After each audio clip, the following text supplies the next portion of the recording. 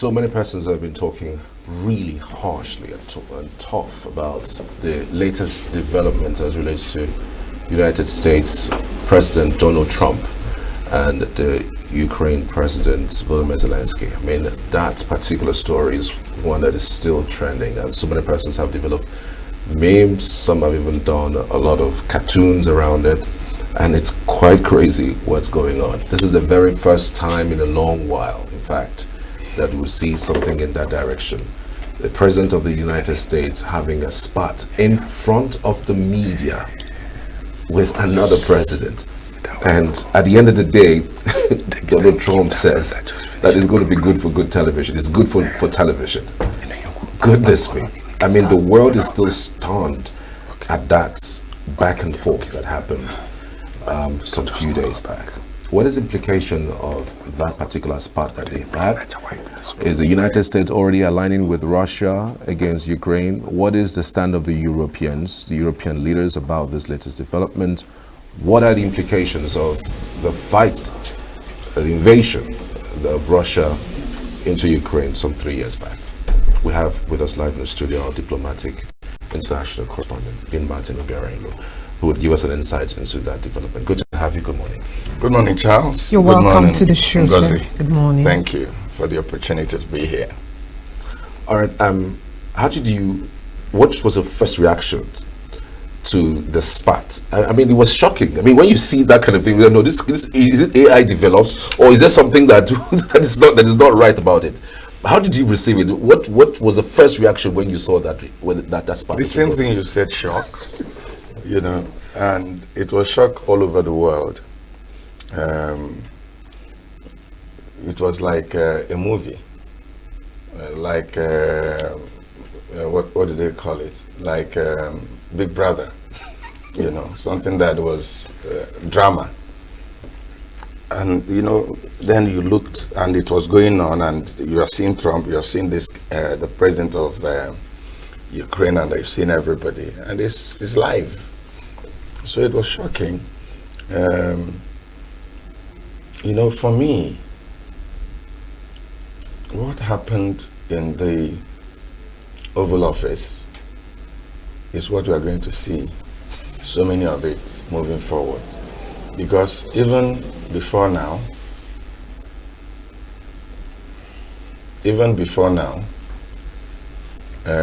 you see how the new president of America talks to even Americans themselves. Do you know how many times he has referred to the former president as stupid on live television? Useless, has no sense, and all that. And I think that there is a problem here, and that problem is that J.D. Vance used to be a very strong critic of Trump. He used to be a very strong critic of Trump. So I think he's trying to prove to Trump that he's macho, that he's like Trump, that he fears nobody, that he carries America on his head. So you see at every turn, he's trying to do things that vice presidents don't do. Because I think he's trying to prove himself to Trump. Look, I'm tough. And I'll tell you why. Trump has only 4 years to go. Yeah. So the politics of who takes over from Trump is already on. And J.D. Vance and his group want to position to be in a good place to run for that office. Okay. So you find J.D. Vance trying to prove, that kind of a thing a son does to the father. Look, I'm a real man. I can do it. That whole thing in the Oval Office was started by Vance. Yes, we know Trump has his own issues, but he was trying to manage it. He was being nice. He was, until the vice president started interjecting in a conversation between two heads of government. That is number one. Number two was that diplomacy is not done in front of the glare of television lights and cameras and what have you. What was supposed to happen, which happens everywhere, is a photo ops. Where, we're glad you're here. We'll make sure that the peace deal will go on, and you're very welcome. And then the president of Ukraine says something like, well, Mr. President, I want to thank the American people for what they have done for us. We have come here determined that a solution will come, and thank you. And they shake hands and they stand up, they take pictures. That was what was supposed to happen. That is what happens everywhere. That was what happened yesterday in London when he arrived. If you remember, after he was welcomed by the British Prime Minister, there were photo ops in front of 10 Downing Street. And every other thing that happened indoors or off camera. So you have seen this happen when Starmer came. J.D. Vance, we were supposed to be just an observer. The Secretary of State was sitting down there. Vice presidents, when it comes to diplomacy, it happens between the president and the Secretary of State. Vice presidents, yes, when they have a special role, like when the president says, take this up. Yes, they lead it, but in a situation, nobody was supposed to say a word. It was just going to be the two presidents exchange banters, pat themselves on the back, and then they go away. I have said it. I believe that if on that day that there were no cameras, Zelensky would have swallowed a whole lot. But this is a president of an independent country. And it was live. People in his country were watching. His wife was watching. The opposition in Ukraine was watching. And for God's sake, every human being comes with an ego. Nobody wants to be disgraced in front of the cameras and all that. And don't forget, the environment was already not healthy. Absolutely. Trump had called him a dictator, a man that did not have the mandate of his people, because according to him, the elections were over. The elections were supposed to have been held. It has not been held. And you had told the world that, look, the most important thing to the Ukrainians, which was recovery of their territory, was not going to be on the table. They should leave that for now. Their NATO membership, which for the Europeans is a no-go area, you say, leave that for now. So a number of people ask, so what are we going to discuss? Yeah. Can there be a peace without a process? Something should lead to the peace. You sent J.D. Vance and your diplomatic representative and American officials. They went there, intimidated everybody in Ukraine, and said, you must sign an agreement for us to take 50% of your very valuable mineral. On a good day, they would have negotiated to say, no, but this man says we have, and for God's sake, government is a continuum. But that is what Trump is not doing. Trump believes that his own government is so sanctimonious, can't be tainted by the past. But America is an independent, responsible member of the international community. And when you sign an agreement, when you give your word, when you give your promise, whether the government that signed it was there or not, it has to be continued. What you can do is tweak it a little. Oh, I'm not comfortable with this. But an agreement, agreement. That's the only way the international world works. What they write down, what they agree, the unilateral or multilateral agreements that are signed. But Trump is throwing everything away. Okay, you decide you don't want to support Ukraine militarily. Does it have to be on the nick of the clock? You can give some time. In 3 months, just like what he did with USAID and foreign aid to countries, now it's over. People are dying all over the world. And you're just being macho. And when you ask him, he said, because I promised this was what I was going to do. You guys knew I said I was going to do this, and I'm doing it, so why are you complaining? So back to the issue at hand. Shocked, surprised, and sad. Still on this, it was a handshake at the beginning that quickly turned to a meltdown. It appears that Trump has a certain affection, a particular affection for Putin, the Russian president. Where I'm going with this is the timeline for the peace to actually happen. Do you think this is going to change the whole thing? Because the world is waiting for a peace talk that will materialize into a total seizure of the attacks. I think what happened for me is good. It's good? Yes. How? Because everybody is sitting up right now. Including Europe wasn't sitting up at the time this happened? Well, I'm gonna. These are my thoughts. These are my opinion. I might be wrong, but these are my opinion. What happened was good. The Europeans are sitting up. The Ukrainians are going to sit up, and the Americans are going to be more careful. Because how did America become the leader of the world? The only way you're a leader of the world is that you pay the piper. So you dictate the tune. Many years, many centuries ago, the Roman Empire paid the piper, had the power, and they dictated the tune. At some point, it was the Ottoman Empire.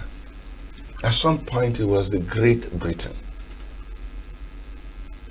Where are those powers now?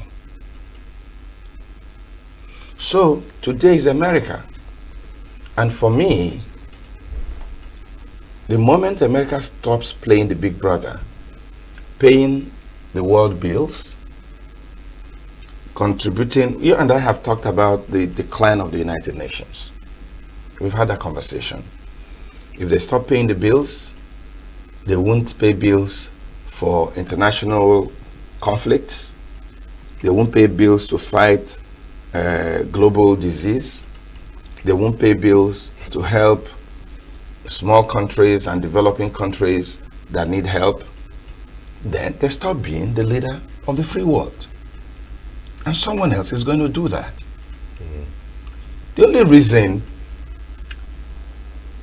people are, even in the Igbo language, they say that it's the man that carries the palm front that the sheep or goats run after. So you can't continue to want to be the great American president and of a great America at no cost. If people share in the cost, they share in the glory and they share in the power. America is respected everywhere. When they cough, presidents run under the table because they have the big purse. They are the big money spenders. In Ukraine alone, they've spent billions and billions compared with what other people have spent. Maybe they've done it more than 50 or 60 or 70%. So leadership comes with responsibility. You can't lead and you won't do what leaders do, and you want to be the leader. Let me tell you, it was a good thing. For the first time since after the Second World War, the Europeans are seeing that there's a tendency that there might be an issue and America will not stand with us. So what do? You heard Trump. You know, if you watched the visit of Starmer in the White House, You know, Trump doesn't know when to crack a joke and when not to crack It's got a joke. no limits. So he comes and they're chatting. He said, you can do this and do this. I can't remember the conversation now. But he now says, but can you fight the Russians by yourself? You remember that? No. For the British, they are the Prim and proper kind of. yes, they are the diplomatic par excellence. You know. So he just laughed. He didn't answer. But I'm sure that even when he goes back, people are going to talk about it. Why did you just let that go? You know. Then you bring a president. You tell him you can't do it alone. What did this guy do? He said, JD, what kind of diplomacy is that? What do you mean? And JD raised off, no, it was, and said, you might not feel this today. Like, you know, he's limited in his English language. Probably what he wanted to say is that you might not see the danger or see my concerns now, but you might see it in the future. Yeah. So Trump cuts in and says, you are in no place to dictate. The young man did not dictate. He said, you might not feel, you know, these concerns we are showing, but you might feel it in future. And I mean, who sent them? Who sent you? Who are you? You know, that kind of thing. So, but is there a possibility to even do Ukraine to embark on this war with Europe without the United States? Because even Starmer is even saying the March 6th meeting that will be held. They say that after the meeting, the resolution will be sent to the US for security guarantees for Ukraine. Yes. So it means that no way out of this except the US. Yes, there's no way out of this without the participation of the United States. The United States is a non-deterrent in any document that's been signed. But unfortunately, the United States that is going to guarantee has become a PR manager for Putin, making his case, determining that a war that the whole world saw was started by the Russians. Trump and his people are turning it upside down to say that it was Ukraine that started it. It's going to be very tough, but it's not possible to do it without the United States. But, like I said, what happened is good, because whether Trump is almighty, this shook him a little. A lot of people are attacking him. Yeah. Forget what they say outside. I'm sure inside, a good number of people have said, Mr. President, this is wrong, this is wrong, this is wrong. And if another meeting happens, it's not going to happen That way. in the open. Yeah. You heard Zelensky leaving London yesterday did say that, look, I can repair this relationship, but diplomacy should not be held in the open. We can repair this relationship. This relationship can be repaired. America has to come on board and guarantee, which is the only thing that Ukraine is asking for. Ukraine is not asking, there are a few things. Ukraine said we cannot concede one territory. That's how people talk when they go into a peace, into a negotiation. Everybody maintains their ground. It is when you go inside and then, oh boy, you know, go fito. We're giving you 50 billion. It's already hurting us. We won't do it. Okay, can we do this? Can you do that? But if you just bring the man and berate him and tell him that he has no power, he's in no place to negotiate, you're disadvantaged, and the man said, you are in trouble. I agree we're in trouble. I did not disagree. But for God's sake, if this number of people have died in my country, let's have some guarantees that after we settle this matter, that Putin will not start all over again. So it can be repaired. I think what the Europeans have done for the first time, they are committing money, committing their time. It might not be it might not be a bilateral conversation What do I mean? Between America and Ukraine, or between America and Russia, there should be a multilateral conversation. All interest groups should come into it. If they, like the Europeans have done now, they are going to be the go-between between the Ukraine and America. That's why they said whatever we agree here, we are still taking it to the Americans for them to look at it. I think this is a good way to go. I also think it's a good way that Zelensky has continued to say, I want to make peace, I want to repair. I wasn't expecting him to apologize for what happened. I wasn't expecting him to apologize. If I were in his position, I would not apologize. Trump holds grudges. Yeah. And this, he doesn't forgive, we know that. So and that's a big problem. That's, well, as a leader, yes, and but that's his personal. And JD is not helping matters. JD Vance. There were two things that were takeaways from that meeting. JD accused Zelensky of campaigning for position in Pennsylvania. Yeah. So there was that grudge yes, already. Yeah. Then, remember what Trump went through in his first term. For more than 4 years, everything was what he did with Russia, how he empowered Russia. He was impeached for that.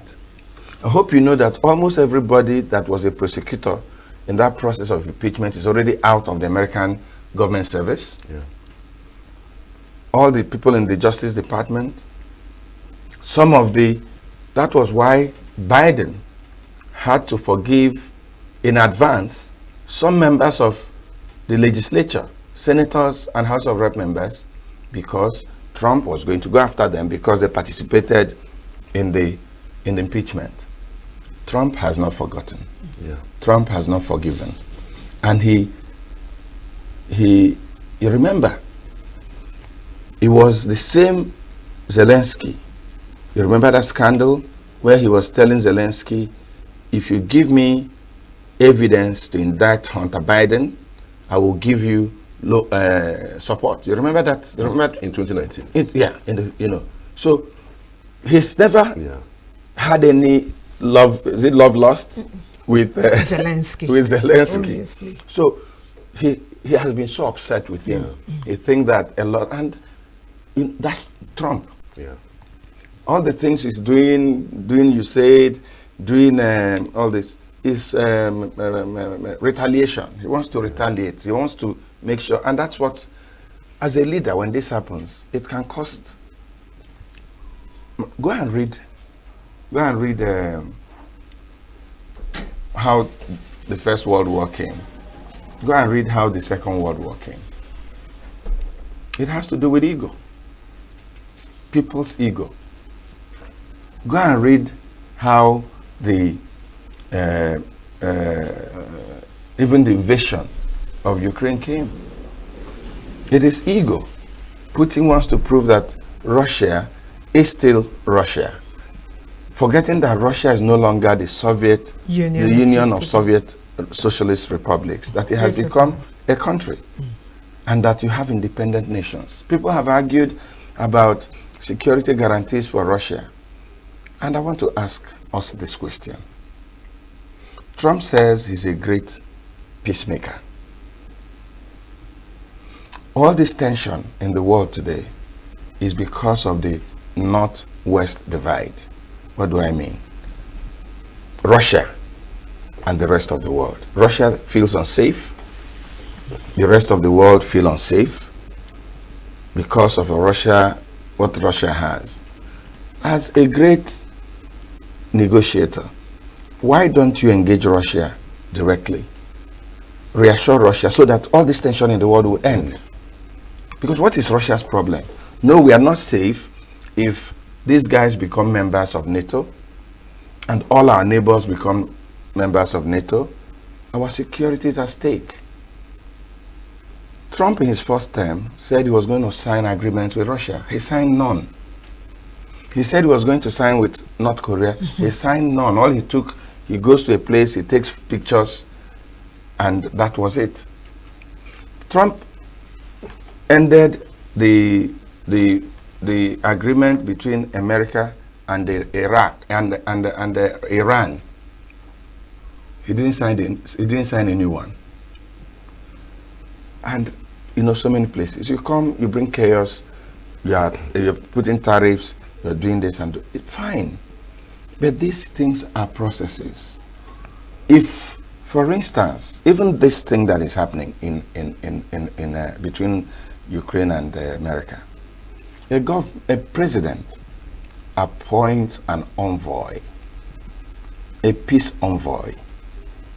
Then Russia appoints their own team. These guys appoint their own team. The presidents give an idea. This is what I think you should do. They go and have that conversation in-house, somewhere. Yeah. They knock off, that's at that level, there's a fight, the shouting is between the lower people, the Secretary of State, this one, the expert on this, the expert on that. It's when they have done all that the presidents come. They send copies and they look at it. No. We're not going to go back. So by the time they sit together, what the presidents do is seal the deal and sign.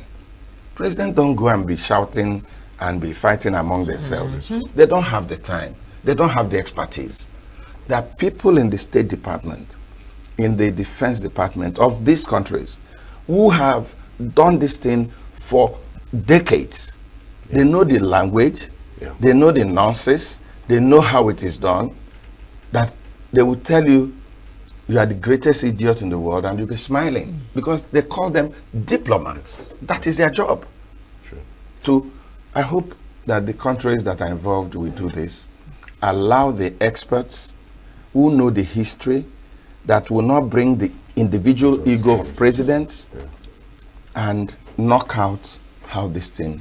Russians have such people. Yeah, true. Americans have such people. I'm sure Ukraine has such, Europeans have such people. Let them sit down. This is one of the smallest issues. You want to end the war? End the war. But let's not have a piece of the graveyard. Because you promised that before you are sworn in. How can you do a thing like that?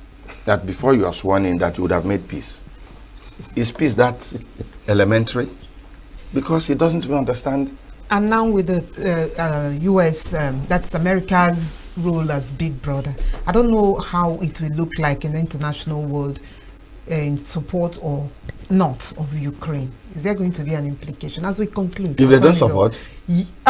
Because of the stand that Trump has taken, a lot of countries will be biased at this point. Yeah, but it will be sorted out. The greatest war, I mean, if men know what they're supposed to know, nobody will fight. Because at the end of the day, it must end on a table. True. The World War ended on a table. The Yugoslav War ended on a table. Iran-Iraq War ended on a table. So this will also end on a table. But the problem is, it's taking longer. More lives are being lost. More blood is being wasted. So it behoves on Trump. It behoves on...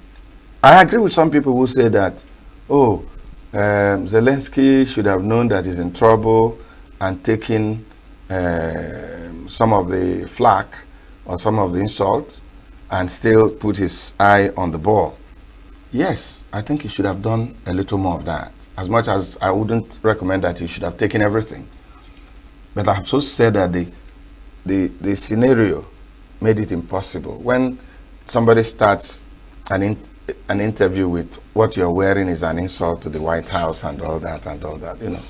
So it will be sorted out, but I just hope that egos should be put away, from Trump to the Europeans to Putin to Zelensky.